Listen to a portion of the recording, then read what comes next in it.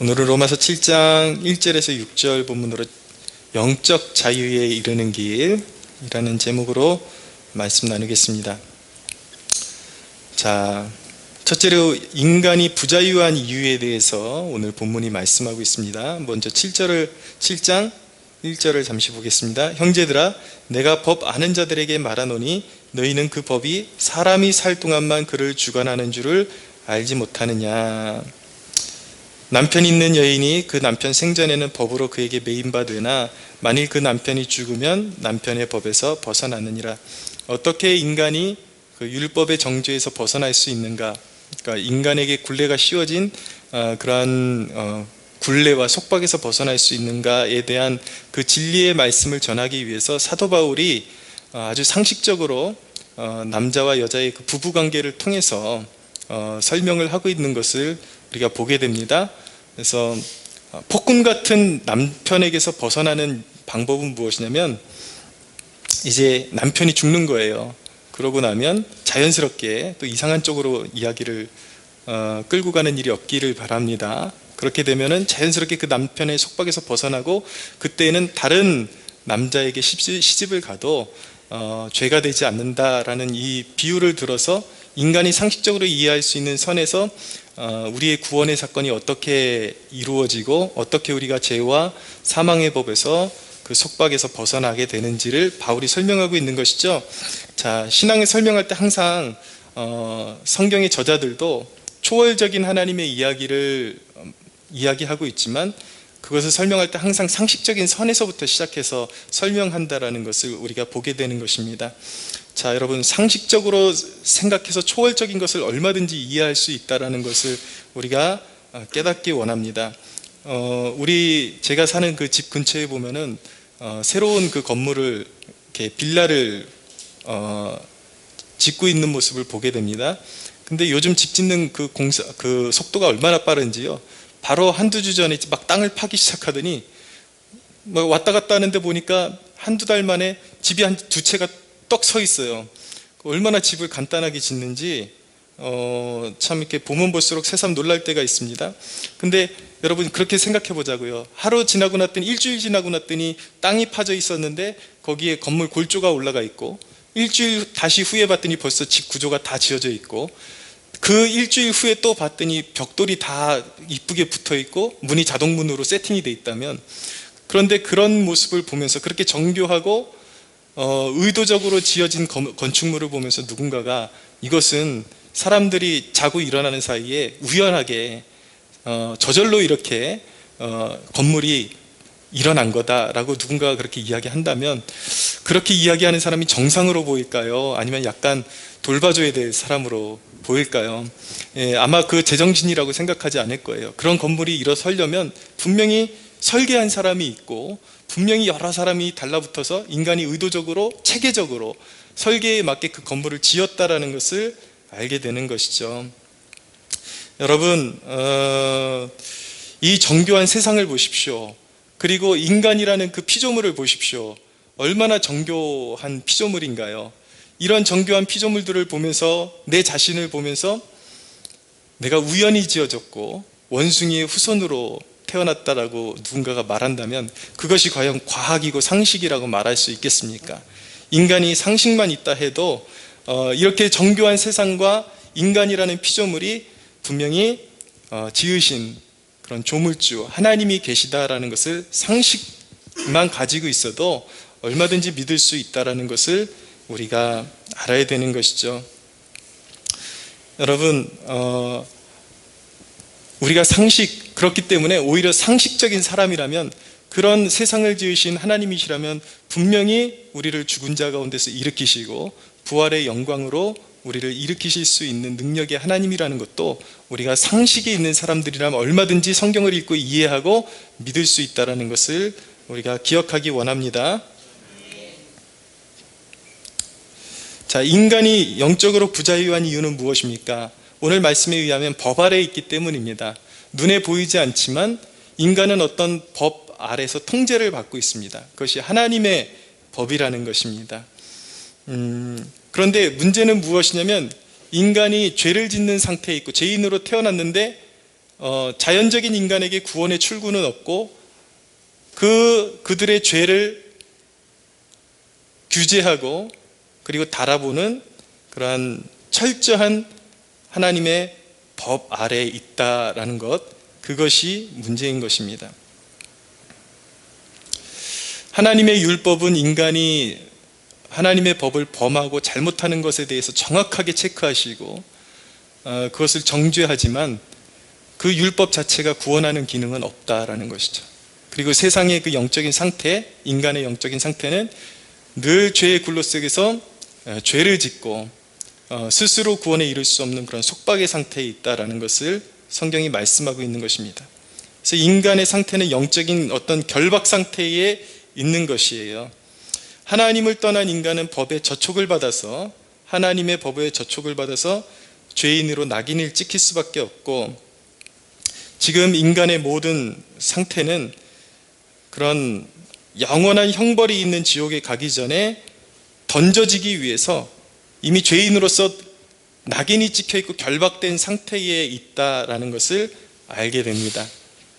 존재론적으로, 선언적으로 그렇다라는 말씀이에요. 자유가 있는 것 같고 자기 뜻대로 사는 것 같지만 모든 인간은 무언가에 붙잡혀 있고 부자유하고 결박되어 있고 죽음으로 가고 있다라는 것이 진리인 것입니다. 그리고 성경이 그것을 우리에게 깨닫게 해주는 것이죠. 그래서 결국 인간은 죄를 끊임없이 지으면서 살아가고 있고, 그리고 하나님의 법은 그들의 죄를 감찰하고 있고, 그런 죄인들을 마귀가 누르고 있고, 결국 죄인들에게 사망이 왕노릇하고 있다는 것을 성경이 우리에게 보여주고 있는 것입니다. 사람들은 느낄 수 없지만 자신들이 부자유하다는 것을 누구든지 느낄 수가 있어요. 인간은 생각과 마음이 꽁꽁 결박되어 있는 그런 상태에 있는 것입니다. 그러니까 나로 태어났지만 진정한 나로 살지를 못해요. 그러니까 성경에 귀신 들린 자들의 그 모습들을 보면은 분명히 인격을 가지고 태어났는데 자기 인격으로 살지 못하는 거예요. 그 마음이 결박되어 있고 생각이 결박되어 있어서 늘 원치 않는 그 생각 속에 갇혀 있죠. 그래서 결국 인간은 무엇대로 행동하냐면 자기 마음에 가득한 것대로 행동하게 되어 있고, 자기도 주체할 수 없는 어떤 생각 속에 갇혀서 그 생각에 종노릇하게 되어 있는 것입니다. 그래서 인간의 상태를 보면 항상 무언가에 두려워하고 초조해하고 염려에 갇혀 있고, 이런 부자유함, 그런 속박 가운데 갇혀 있다는 것을 아는 것은 어렵지 않아요. 내 자신을 보면 그런 모습이 분명히 있다는 것을 쉽게 알 수가 있습니다. 많은 사람들이 그것이 어떤 일에서 오는 스트레스 때문인 줄 알고, 일이 잘 풀리면 그런 문제도 해결될 줄 알지만, 여러분, 세상에서 성취한 사람들을 보십시오.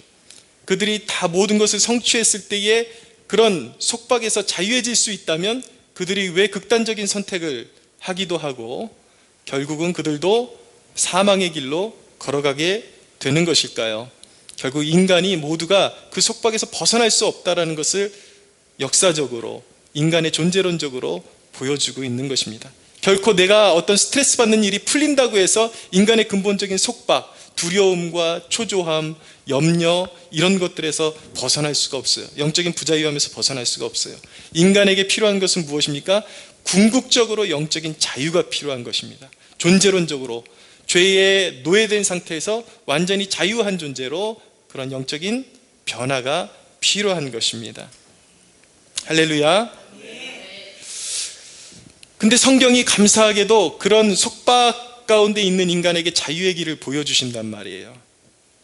이것이 처음 예수 믿는 사람에게만 필요한 말씀이 아니라 이미 예수님을 영접한 모든 사람에게도 동일하게 필요한 말씀이라는 것을 각인하고 여러분들 말씀을 들으셔야 합니다.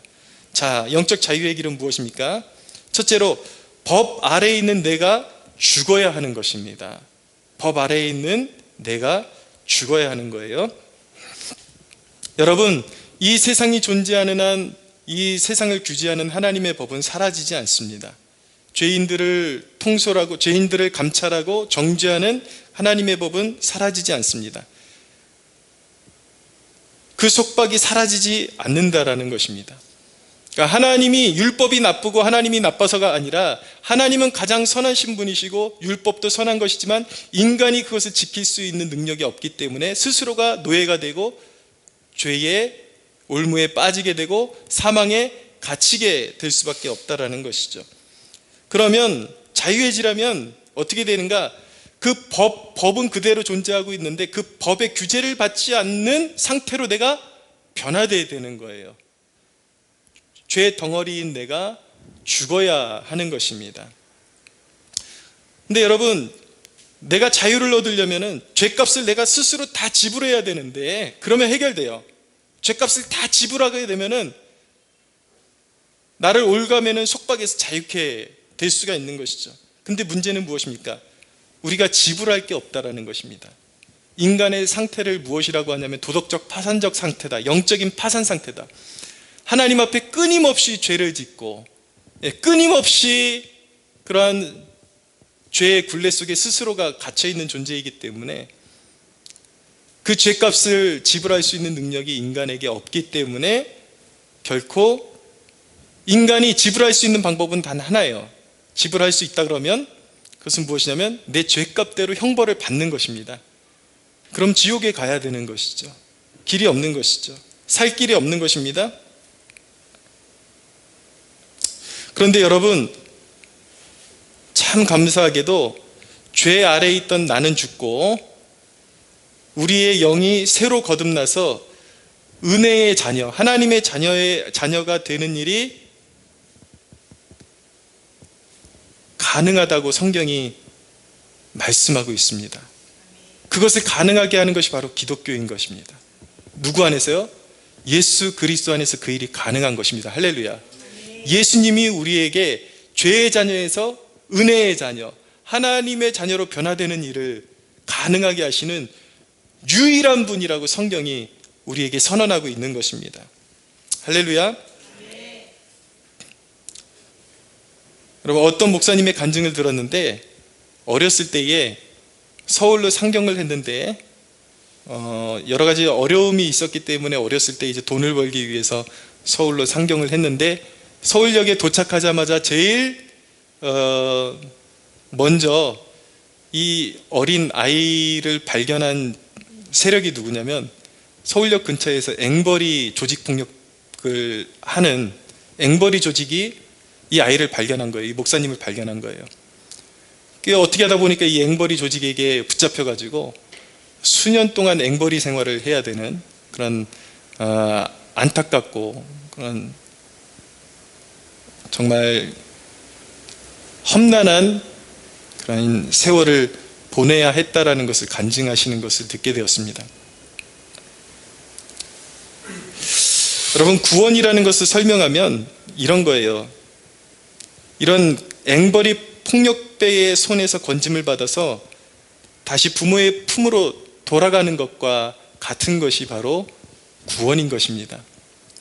폭력배가 아무리 잘해줘도요, 그것은 돈을 갈취하기 위한 도구인 것이지 사랑이 거기에는 없어요. 그들의 법 아래에 있는 것이죠. 그러나 부모에게로 돌아가면 잘못할 때 꾸중하기도 해요. 책망하기도 하고 때로는 체벌하기도 할 거예요. 그러나 부모의 궁극적인 목적은 무엇이냐면 사랑이죠. 사랑으로 양육하는 것. 완전히 다른 것입니다. 우리가 세상 아래 우리를 정죄하는 법 아래에 있고 그리고 죄와 사망의 권세 아래에 있을 때는 무엇을 해도 우리는 죄의 종노릇하게 되어 있고 인생의 끝이 결국 사망으로 가게 되어 있지만 우리가 하나님의 자녀가 되어서 하나님 품에 있을 때는 항상 우리는 하나님의 선한 것들을 누리며 사는 하나님의 정말 복된 자녀로 살아갈 수 있게 된다는 것을 믿으시기 바랍니다.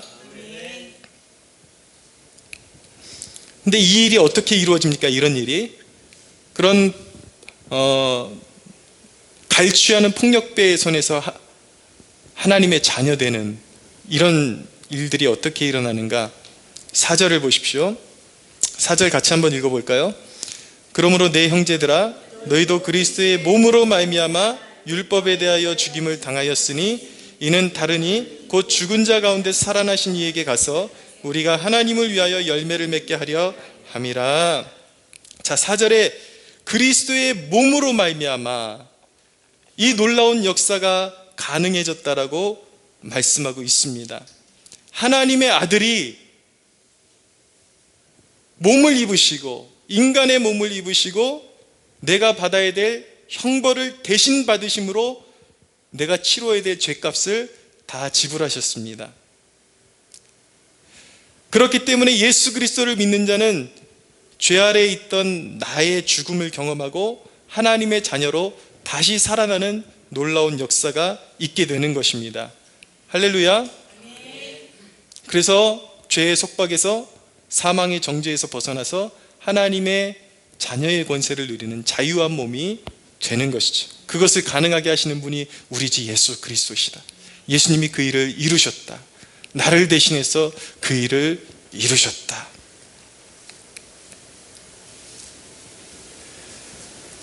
여러분, 우리를 대신, 우리가 받아야 될 형벌을 대신 받으시기 위해서 인간의 몸을 입으신 예수님은 바로 삼위일체 하나님 중에 성자 하나님이십니다. 할렐루야. 그분은 하나님이십니다. 하나님이 자신을 주셨어요. 노예된 우리를 풀어서 자유케 하시기 위해서 자신을 주셔서 내가 받아야 될 형벌을 대신 받으셨습니다. 그분은 하나님이세요. 동시에 그분은 하나님의 아들이십니다. 성자 하나님이십니다. 죄에 노예된 인간이 그분을 믿음으로 말미암아 하나님의 자녀되는 권세를 누리게 되는 것이죠. 그분이 육신으로 오셨다라는 것을 꼭 기억하십시오. 그리고 그분이 하나님이라는 사실을 꼭 기억하십시오. 왜냐하면 끊임없이 나타나는 이단들이 예수 그리스도께서 몸을 입으시고 인간으로 이 땅에 오셨다라는 것을 거부하거나 그분이 하나님의 아들일 뿐이지 그분 자체가 하나님은 아니다라고 말하는 부류들이 역사 속에 계속, 교회 역사 속에 이단으로 나타나기 때문이에요.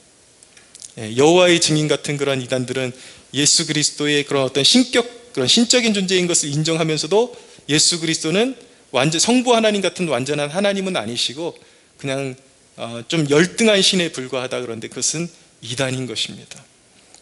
예수 그리스도는 구원해 주시오, 만물의 창조자이시오, 그분은 성부, 성자, 성령 하나님으로서 동일한 하나님의 위격을 가지고 계신 완전하신 하나님이심을 믿으시기 바랍니다. 그 위대하신 하나님이 우리를 위해서 피를 흘리시고 십자가에서 마귀의 권세를 이기시고 사망의 권세를 이기시고 우리를 자유케 하셨음을 우리는 믿는 것이죠. 그래서 그리스도와 연합하여 예전에 그 법 아래에 있던 내가 죽으면 영적으로 자유하게 되는 것입니다. 자, 자유의 길, 영적 자유의 길 두 번째는 무엇이냐면 육적인 삶을 버리고 영적인 삶을 선택하는 것입니다. 4절 함께 다시 한번 보시죠. 4절 한번 읽어볼까요? 시작. 그러므로 내 형제들아, 너희도 그리스도의 몸으로 말미암아 율법에 대하여 죽임을 당하였으니 이는 다른 이 곧 죽은 자 가운데서 살아나신 이에게 가서 우리가 하나님을 위하여 열매를 맺게 하려 함이라. 5절. 우리가 육신에 있을 때에는 율법으로 말미암는 죄의 정욕이 우리 지체 중에 역사하여 우리로 사망을 위하여 열매를 맺게 하였더니 6절. 이제는 우리가 얽매였던 것에 대하여 죽었으므로 율법에서 벗어났으니 이러므로 우리가 영의 새로운 것으로 섬길 것이요 율법 조문에 죽은 것으로 묵은 것으로 아니할지니라. 아멘. 자, 여러분, 영적 자유에 이르는 길은 영적인 삶을 선택하는 것이라고 말씀드렸는데, 영적인 삶이라는 것은 무엇인가? 바로 주님을 신앙하는 삶, 예수님을 신앙하는 삶, 그리고 성령을 모시고 사는 삶을 말씀하는 것입니다. 하나님이 여러분을 선택하셨고 여러분에게 구원을 주기를 원하시고 여러분을 구원하시기 위해서 하나님의 아들이 십자가를 지시고 죽음의 권세를 이기시고 부활하셨음을 믿고 주님이 여러분들의 마음에 좌정하시도록 주님을 구주로 영접하도록 여러분들의 마음의 문을 열면 믿음으로 여러분들이 예수 그리스도를 구주로 받아들이면 예수님께서 여러분들의 마음 가운데 좌정하십니다. 믿으십시오. 그것을 뭐라 그러냐면 성령의 내주하십니다 라고 말하는 거예요. 우리가 믿음 안에서 예수님을 모실 때에 성령께서 우리 마음 안에 내주하시게 됩니다.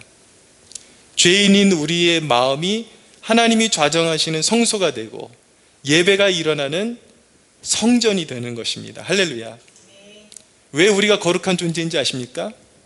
우리가 허물이 없어서가 아니라 허물 많은 우리의 몸을 하나님이 좌정하시는 성소로 삼아주셨기 때문에 거룩한 존재가 되는 것입니다. 얼마나 우리가 형편없게 태어났느냐는 그렇게 중요한 문제가 아니에요. 누가 그 마음의 주인이 되느냐가 가장 중요한 것입니다. 아무리 허름한 창고에도 위대한 정신을 소유한 사람이 그것에서 자리 잡으면 위대한 역사가 일어나는 일터가 되는 것입니다. 직업의 귀천이 사람을 귀하게 만들어주는 것이 아니라 어떤 직업이든지 어떤 일이든지 그가 누구냐에 따라서 그 일의 가치가 달라지는 것이죠. 여러분, 형편없는 가정에 태어나서 굉장히 마음에 상처받고 깨어진 가정, 찢어진 가정, 그리고 너무나도 고통이 많은 가정에서 태어나서 상처로 얼룩진 사람들이 있고 자기의 인생을 저주하는 사람들이 있습니다. 나는 왜 이 모양으로 태어났을까? 그래서 자기의 신분을 저주하고 자기의 그런 어떤 자기의 모든 상황을 저주하는 사람들이 있는데 그럴 필요가 없는 것입니다. 예수님을 영접하는 순간 세상 그 누구도 여러분을 천하다고 비방할 수 없고 여러분을 정죄할 수 없는 그런 존귀한 하나님의 성소가 되는 것입니다. 할렐루야. 여러분이 이게 오래 걸리는 일이 아니라 순식간에 여러분들이 진정으로 예수님을 영접하고 이전의 삶에서 완전히 세속적인 삶에서 주님이 왕 되시는 삶으로 돌아설 때에 이 놀라운 역사가 일어나는 거예요. 하나님의 영이 성령이 내주하시고 내 몸이 하나님의 성전되는 일이 오랜 어떤 수련이나 어떤 수련이나 어떤 수도 생활을 통해서 이루어지는 것이 아니라 여러분들이 이 복음의 말씀을 듣고 돌아서는 그 순간 하나님이 좌정하셔서 여러분들을 성전 삼아 주시는 것입니다. 자, 4절에 보면은, 하반절에 보면은 우리가 하나님을 위하여 열매 맺게 하려 함이라. 우리의 영적 자유의 그 목적이 무엇이냐면 하나님을 위한 열매를 맺는 삶이 되게 하시기 위해서 우리를 부르신 것이다 라는 것이다. 근데 여러분, 하나님을 위해서 열매 맺는 삶은 1차적으로 인간의 노력으로 이루어지는 것이 아니라 믿음에 의해서 시작된다는 것을 꼭 기억하십시오. 자, 룻기에 보면은 룻이라는 여인이 나옵니다. 이 나옴이라는 그 원래 유대 여자의 여인의 며느리였습니다. 근데 거기서 이제 그 유대인 남편을 만나가지고 결혼을 했는데 이 나오미 가정에 환란이 임해서 남자들이 다 죽어버려요. 남편이 다 죽고 완전히 깡그리 망해버립니다. 이 룻이 모압에서 망한 사건이 무엇을 의미하는 것이냐면 바로 육신적 삶의 죽음을 의미하는 것입니다. 자기 뜻대로 살아왔던 삶의 죽음을 의미하는 것이죠. 그리고 시어머니를 따라서 베들레헴으로 돌아오게 되는데 베들레헴의 그 이름의 뜻이, 지역 명칭의 뜻이 떡집이라고 말씀드렸어요. 성경에서 떡은 그리스도의 몸을, 생명의 떡을 의미하는 것이고 바로 이 사건은 그들이 육신의 죽음을 경험하고 그리스도께로 돌아왔다라는 것을 의미하고 있는 것입니다. 또 다른 말로 하면 세속적인 삶에서 신앙의 삶으로, 교회 안으로 들어왔다라는 것을 말씀하고 있는 것이죠. 이것이 바로 그들이 바로 베들레헴으로 돌아온 것이 바로 영적 삶의 시작을 의미하는 것입니다. 모압에서 육신의 삶은 죽고 베들레헴으로 돌아오면서 영적 삶이 시작되는 거예요. 룻이라는 여인이 그렇게 돌아섰을 때에 자기의 삶을 추구하지 않고 시어머니를 따라서 다시 신앙의 길로 돌아섰을 때에, 자, 룻기에 보면은 이런 말씀이 있어요. 이 룻이 어떤 결단을 하게 되냐면,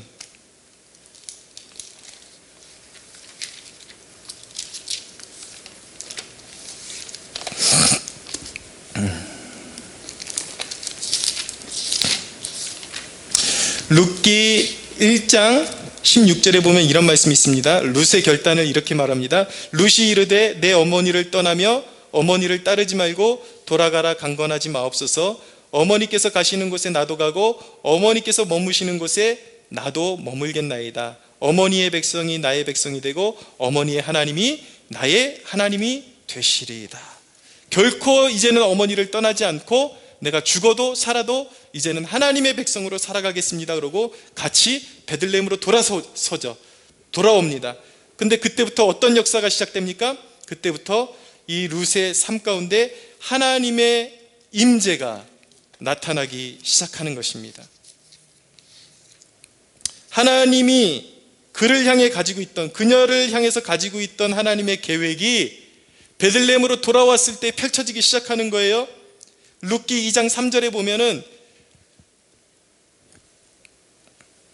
룻이 가서 이삭 베는 자를 따라 밭에서 이삭을 줍는데 우연히 엘리멜렉의 친족 보아스에게 속한 밭에 이르렀더라 라고 말씀하고 있습니다. 우연히 보아스의 밭에 이르렀다 라고 말씀하고 있어요. 여기서 인간적인 표현으로 우연이라는 표현을 쓰고 있지만 이것을 신앙의 말로 뭐라고 표현할 수가 있냐면 섭리 가운데 라고 말씀할 수가 있는 거예요. 베들레헴으로 돌아왔더니 보아스가 누구입니까? 유다 자손의 족보에 있는 하나님의 사람이에요. 그를 통해서 이제 나중에 예수 그리스도가 이 땅에 메시아가 오시게 되는 것입니다. 메시아의 조상이에요. 조상이 될 사람이에요. 그런데 육체적으로 완전히 망하고 시어머니를 따라서 베들레헴으로 돌아온, 영적인 삶으로 돌아온 룻에게 하나님의 섭리가 작동하기 시작하더니 우연히, 그녀의 노력에 의해서가 아니라 우연히 어떤 한 사람의 밭에 가서 한 끼라도 얻어먹으려고, 이삭을 주어서 얻어먹으려고 들어갔는데 그 밭이 하필이면 이제 예수님의 조상이 될, 육적인 조상이 될 보아스의 밭이었다라는 거예요. 이것은 우연이 아니라 하나님의 이것을 섭리라고 말하는 것입니다. 할렐루야. 예, 돌아섰을 뿐인데 하나님의 역사가 룻의 삶 가운데 진행되고 있었다라는 것을 말씀하고 있는 것이죠. 룻의 삶은 그리스도와 그분의 말씀에 의탁된 인생을 향한 돌보심을 보여주고 있는 것입니다. 하나님의 돌보심, 하나님의 구속 역사의 성취하심. 여러분 잘 보십시오. 룻이 망했던 인생을 재기하려고 몸부림치는 것이 이 말씀의 주제가 아닙니다. 이 성경의 주제가. 그녀는 그렇게 재기해보고자 할 만큼 그만큼 의지적이지도 않았고, 그리고 마음의 여유가 있는 여인도 아니었어요. 단순히 한 끼의 식사를 해결하기 위해서 남의 밭에 가서 일할 뿐이었어요.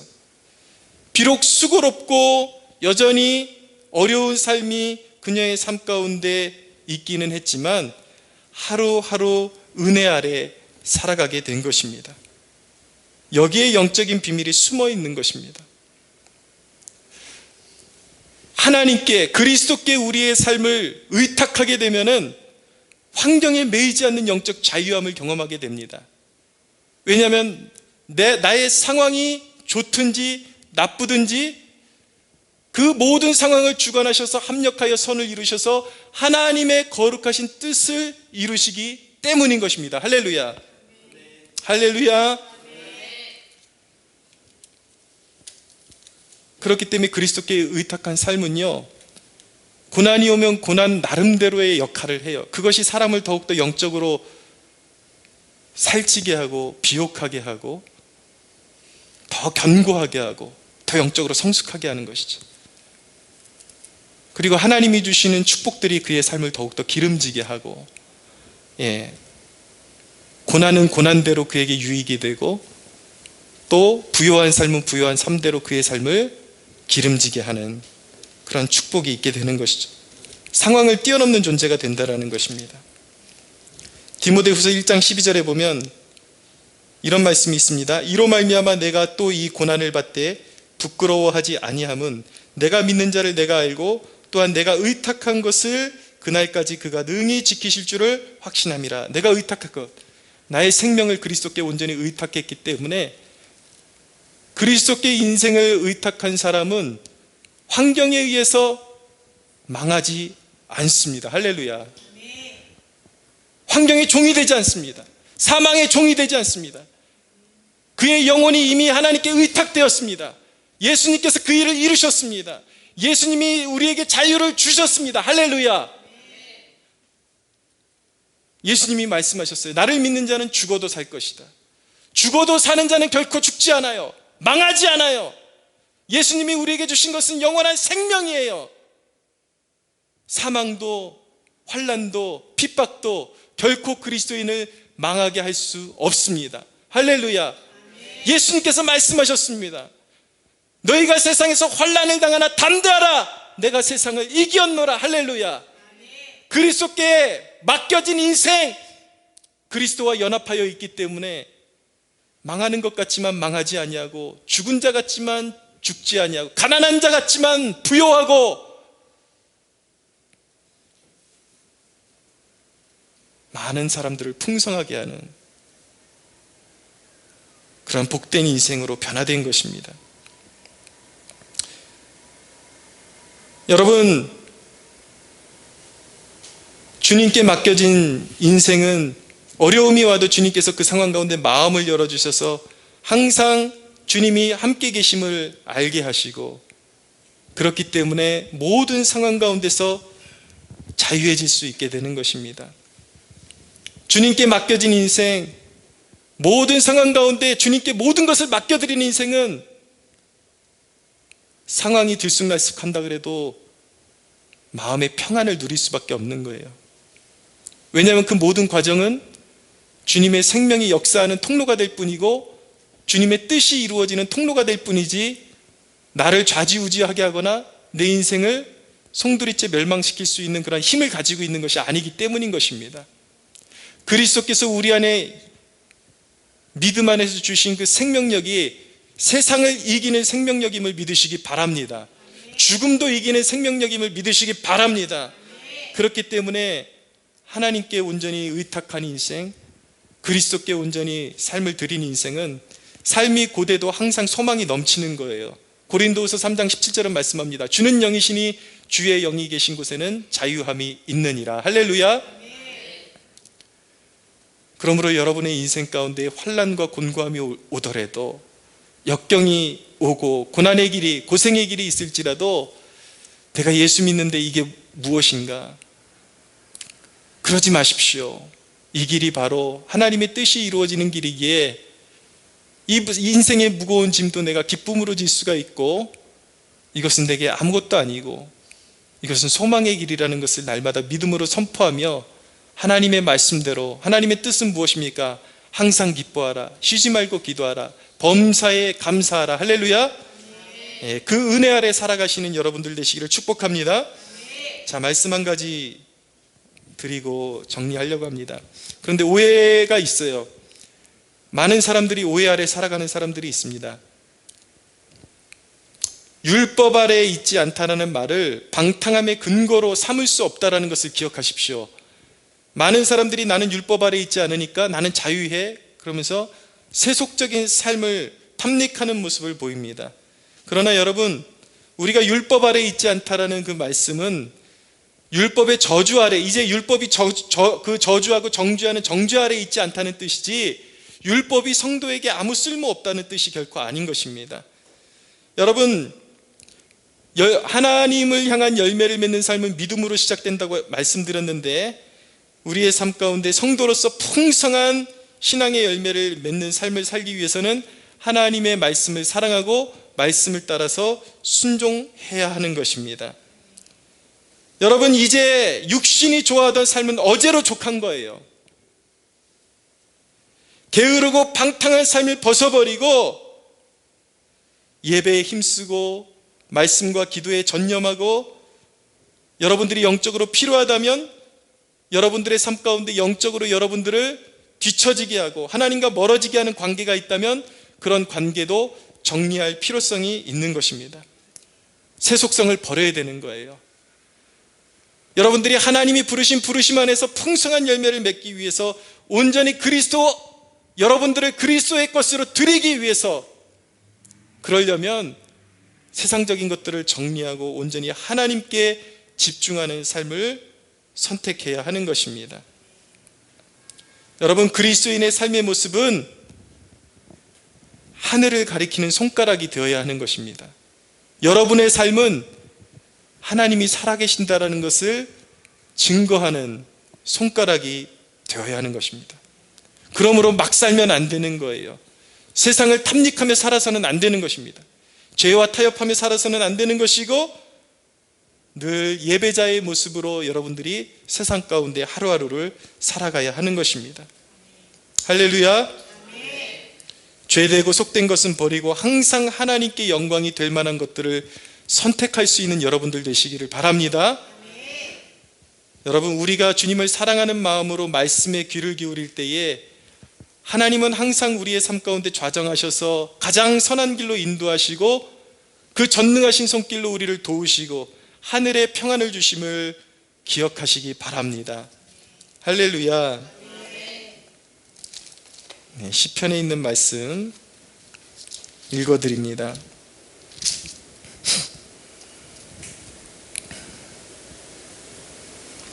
주의 증거들은 놀라움으로 내 영혼이 이를 지키나이다. 주의 말씀을 열면 빛이 비치어 우둔한 사람을 깨닫게 하나이다. 하나님의 말씀을 사랑하십시오. 주님의 계명들을 사랑하십시오. 할렐루야. 여러분들이 어디에 가든지 주의 말씀이 여러분들을 인도하시고 어둠에서 여러분들을 끌어내시며 풍성하고 복된 열매 맺는 그러한 길로 하나님이 여러분들을 앞서가시며 성령으로 인도하실 것을 믿으시기 바랍니다. 우리 하나님께 영광의 박수 올려드리겠습니다.